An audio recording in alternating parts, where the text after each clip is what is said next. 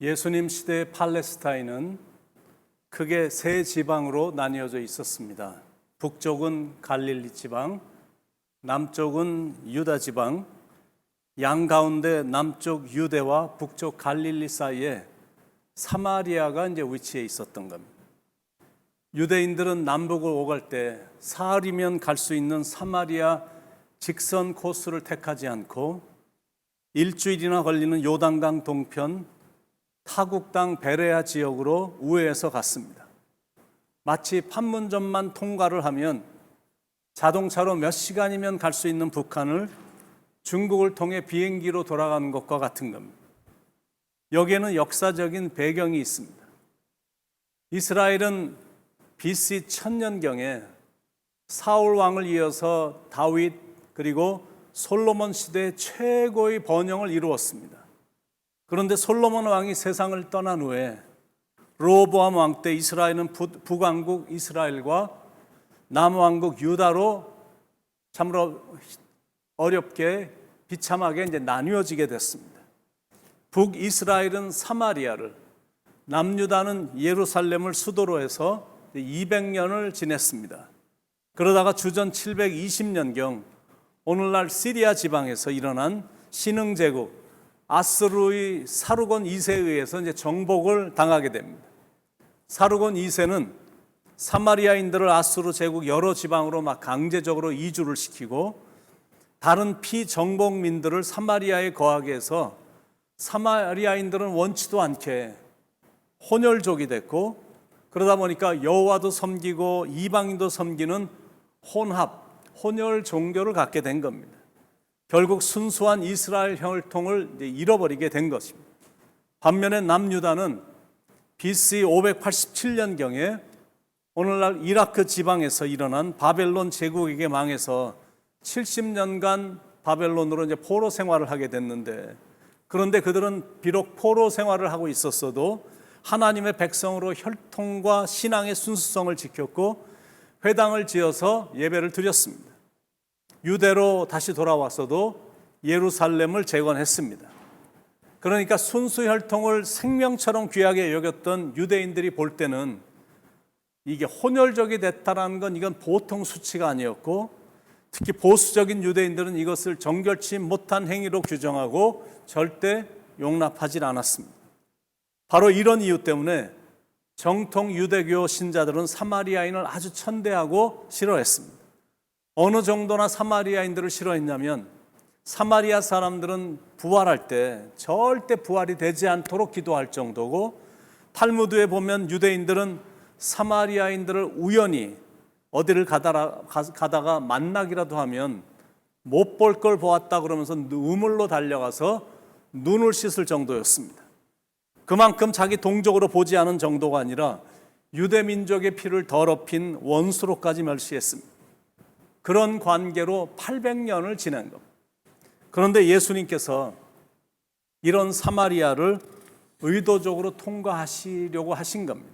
그 이유는 사마리아에서 하나님의 영광을 드러내길 원하셨기 때문이고, 그리고 한 여인을 구원하시려는 목자의 심정 때문이었고, 나아가서는 그 여인을 통해 이 사마리아 지역에도 복음이 전파되길 원하셨기 때문입니다. 드디어 사마리아 지역 안에 있는 수가성이라는 곳에 예수님은 도착하셔서 거기서 사마리아 여인을 만났는데, 예수님과의 만남으로 인해 이 사마리아 여인의 삶은 완전히 바뀌었습니다. 그래서 만남 가운데 가장 소중하고 귀한 만남을 예수님과의 만남이다라고 말하는 겁니다. 왜냐하면 그분만 만나면 이 여인처럼 삶이 완전히 변하기 때문입니다. 우리도 예수님을 만나기 전에는 사마리아 여인처럼 죄의 짐에 눌려 있었습니다.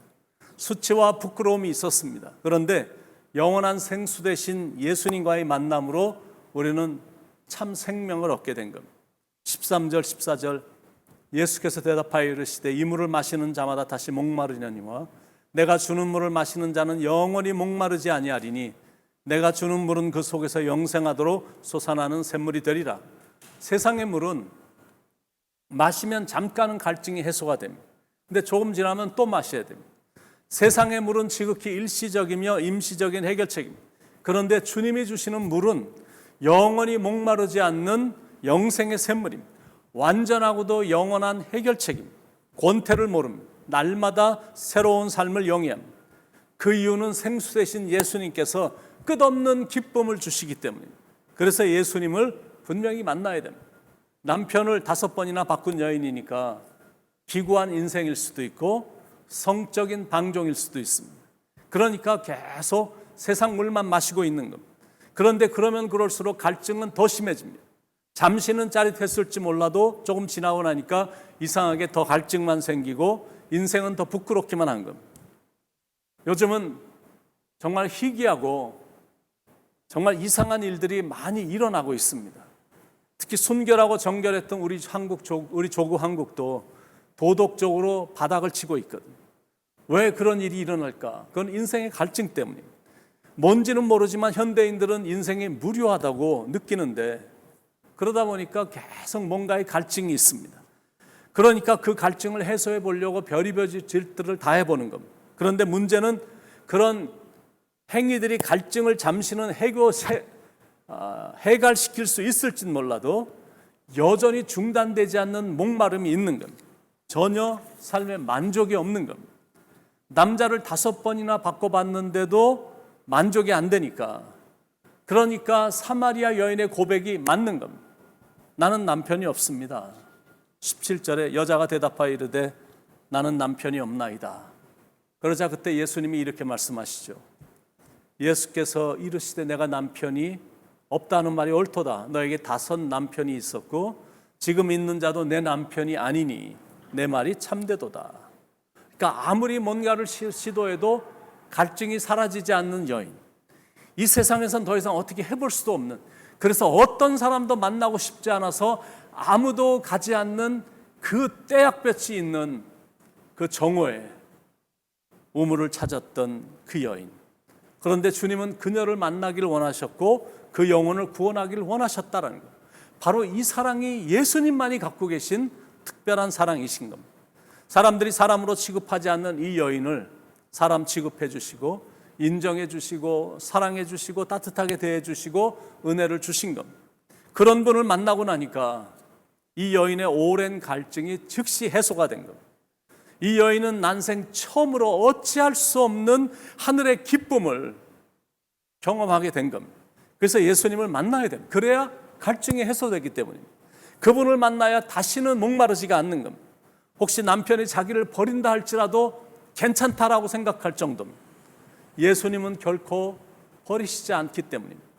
이 세상의 친구들 나를 버려도 나를 사랑하는 이 예수뿐일세. 예수 내 친구 날 버리지 않네. 온 천지는 변해도 날 버리지 않네. 요한복음 4장이 꽤 긴 장이긴 하지만 핵심 요지는 딱 하나입니다. 생수되신 예수님을 반드시 만나자, 그겁니다. 그분은 생수가 되시고 우리에게 생명의 떡이 되시기 때문입니다. 그래서 그분만 마음에 모시면 마음이 든든한 거고 목마르지가 않은 겁니다.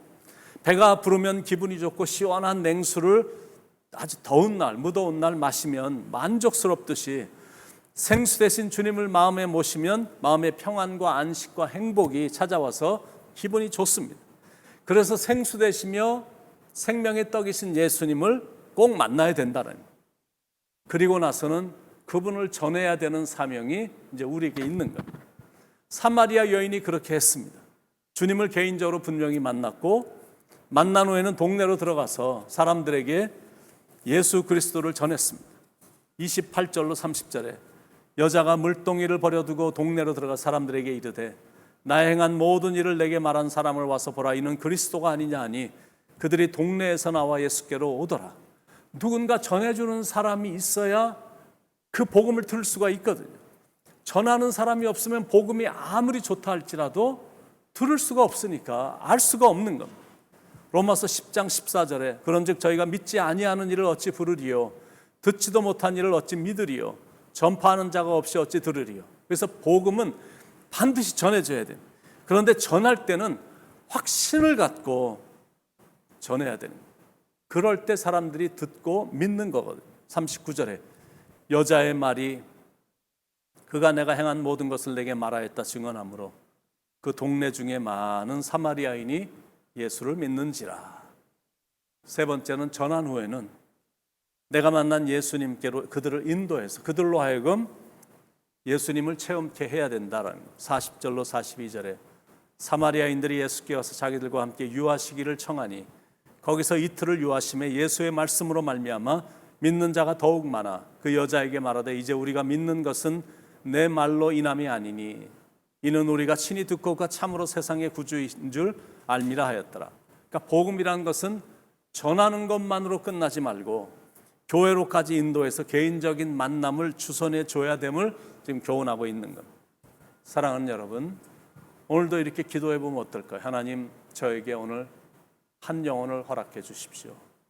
그 영혼에게 예수님을 소개할 수 있게 하시고 예수님을 소개할 때 그 영혼이 듣게 하시고 마음이 열려지게 하시며 살아계신 예수님을 체험하는 기쁨이 있도록 역사해 주시옵소서. 그런 열정과 그런 사랑만 있다면 하나님께서 분명히 영혼을 허락해 주실 것입니다. 오늘도 전도자의 마음으로 하나님이 주신 이 하루를 살아가시길 생수 되시며 생명의 떡이 되시는 예수님의 이름으로 간절히 축원을 드립니다. 기도하겠습니다. 사랑하는 하나님, 예수님과의 만남이 이 세상에서 최고의 만남인데 우리에게 그 만남을 허락해 주셨음을 감사합니다. 우리로 하여금 진정한 하늘의 기쁨을 누리며 살게 해주시니 감사드리고 이 기쁨을 모르는 사람들에게 살아계시고 역사하시고 사랑하시는 예수님을 소개할 수 있는 담대함과 담력과 용기를 주셔서 허락하신 영혼에게 예수님을 소개할 수 있게 하시고 나아가서는 더 큰 열정으로 교회로까지 인도해서 예수님과의 만남을 주선하는 그런 사명을 잘 감당하는 전도자가 다 될 수 있도록 인도해 주시옵소서. 오늘도 말씀해 주셔서 깨닫게 해주신 하나님께 감사드리며 사랑이 많으신 예수님의 이름으로 간절히 기도드립니다. 아멘.